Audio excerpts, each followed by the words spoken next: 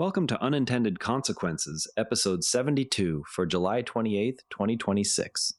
Today's story is one of those rare examples where the cure was almost worse than the disease, at least at first. Seatbelt laws saved drivers by the thousands, yet feeling safer may have led some to drive faster and shift risk onto everyone else. In the spring of 1985, New York became the first American state to require drivers and front seat passengers to buckle up. Within months, observed belt use jumped from roughly 16% to over 50% in many areas. At the same time, some traffic engineers quietly noted that average speeds on certain highways began to edge upward, and the number of pedestrian injuries in several cities did not fall as sharply as the drop in driver fatalities might have predicted.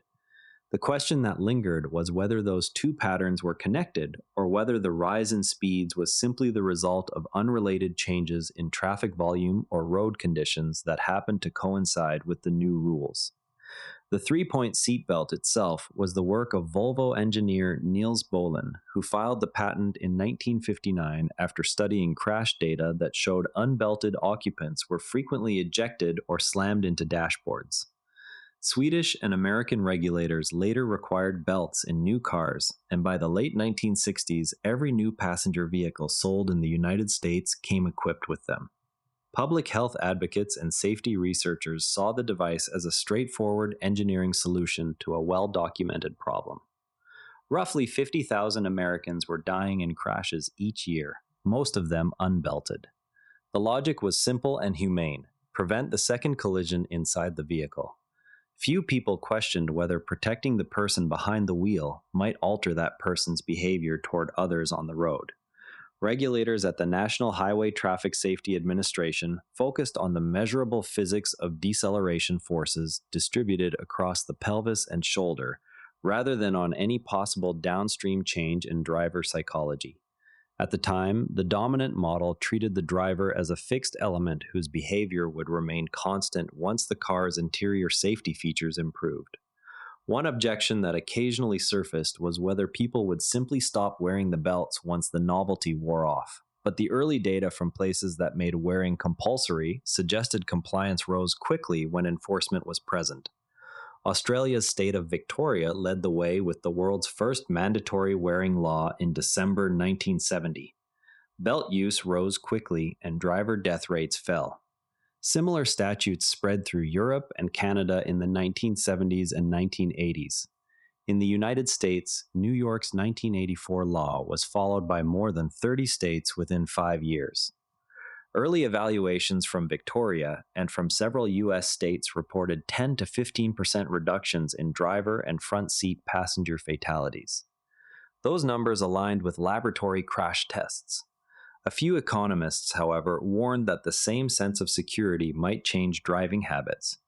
University of Chicago professor Sam Peltzman published a 1975 paper arguing that earlier federal safety standards had already produced measurable risk compensation.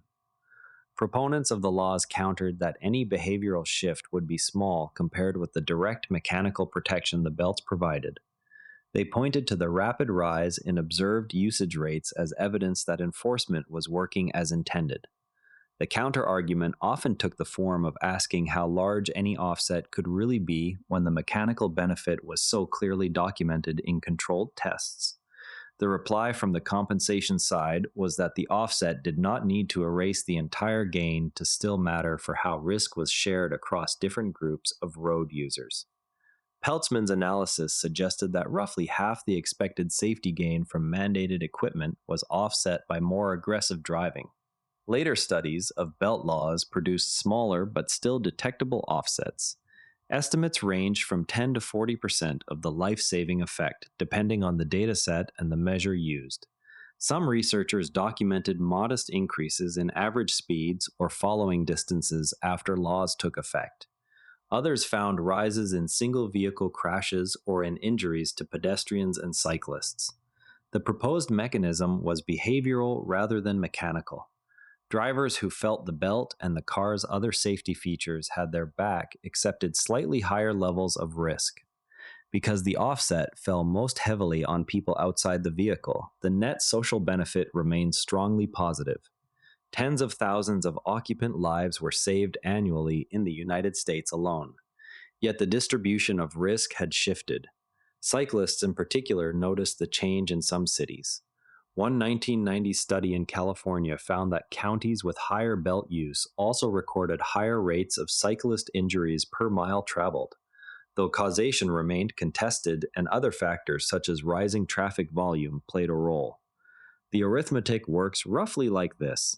If a law is projected to prevent 1,000 occupant deaths, but drivers respond by increasing speed enough to cause an additional 200 to 300 crashes involving vulnerable road users, the gross gain is still large while the externalized portion of the risk becomes visible in separate data sets.